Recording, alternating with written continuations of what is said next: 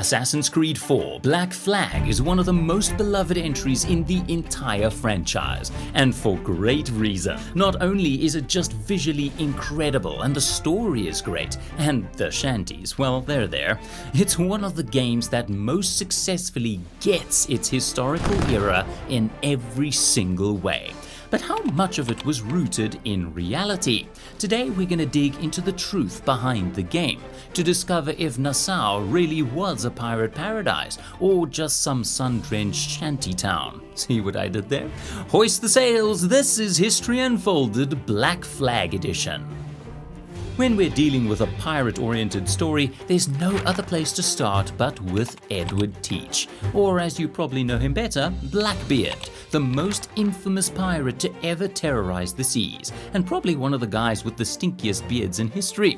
In Black Flag, Blackbeard is portrayed as a larger-than-life figure, wielding tremendous power and commanding fearsome battles. He's shown to be a pretty terrifying, brutal figure, basically the exact kind of guy we always thought he was. But just how accurate is this depiction? Well, not very, but he looks cool at least. In fact, the real-life Blackbeard wasn't about flashy cannon battles or sinking ships left and right, or even fighting generally. We're talking about a guy who really thrived on psychological warfare more than on how often he swung his massive sword around. In reality, Blackbeard knew that fighting was a last resort, and that the only way to truly put the fear of God into someone was to make them terrified of you. That's why he cultivated the Blackbeard look, braiding his thick beard and putting slow-burning fuses into his hat and beard to make himself look demonic. But he never really wanted to fight. His flagship, the Queen Anne's Revenge, carried 24 cannons, impressive firepower for its time, but he rarely used them to destroy ships. Instead, he would improvise ammunition out of whatever he found, like nails, glass, and scrap metal, which actually sounds like a way worse way to go than drowning. But the point is, he used psychological terror to scare the merchant crews into surrendering without a fight, which isn't really something he's very known for in the game. Actually, Black Flag leans much more heavily into the cinematic naval combat-loving version of Blackbeard we have in our heads. Because let's be honest, if Blackbeard was just warning people not to make him angry, well, he wouldn't be that intimidating. Oh, who am I kidding? Look at the guy, he's always gonna be intimidating.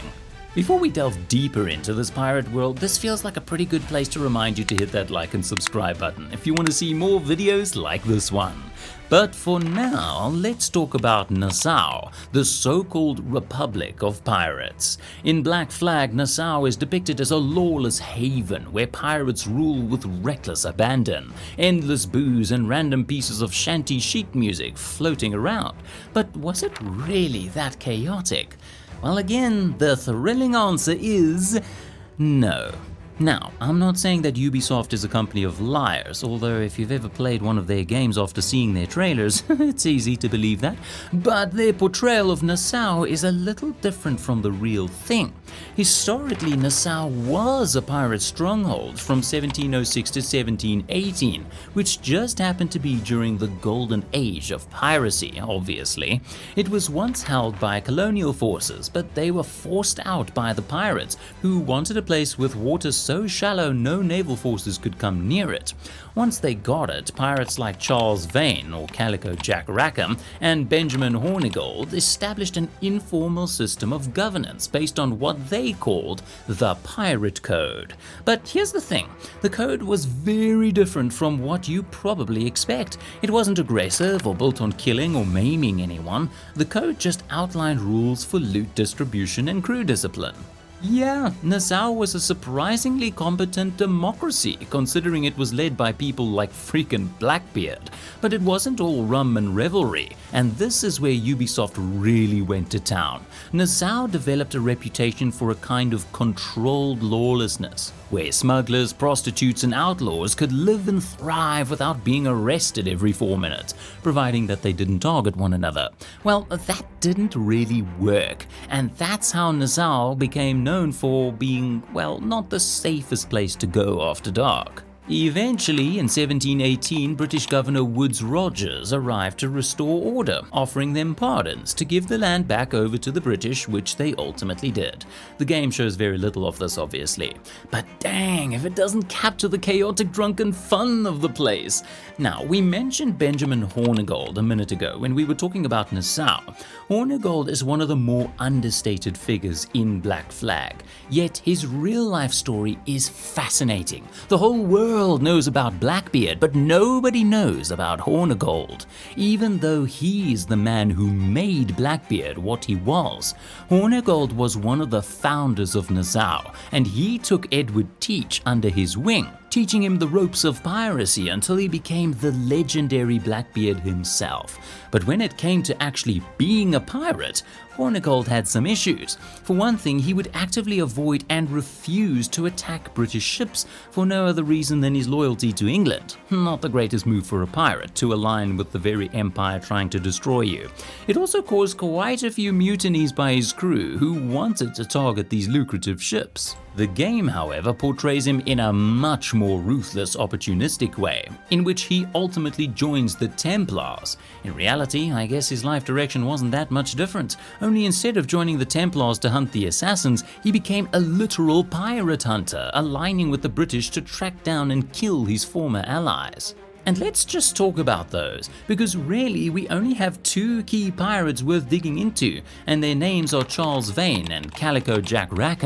Both of these characters are very real pirates in history, known for very different accomplishments. In Charles Vane's case, he was infamous for nothing but his cruelty and defiance. After refusing Woodes Rogers' pardon in 1718, Vane became one of the most aggressive pirates in Nassau, willing to do anything just to stick it to his enemies. He burned ships and kidnapped soldiers just to beat and interrogate them.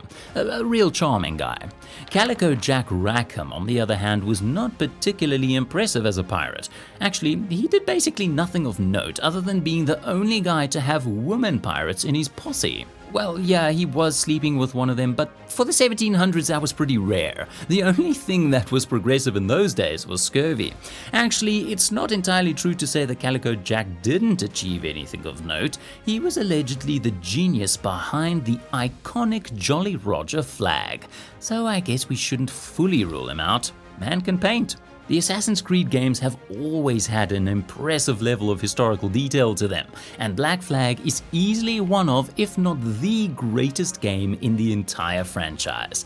And yes, it exaggerates quite a lot of the historical environment of the time, but it's so rooted in real events and figures that it just feels true to who they were. I hope you enjoyed our little trip back on the high seas. Did you know about any of these real-life stories?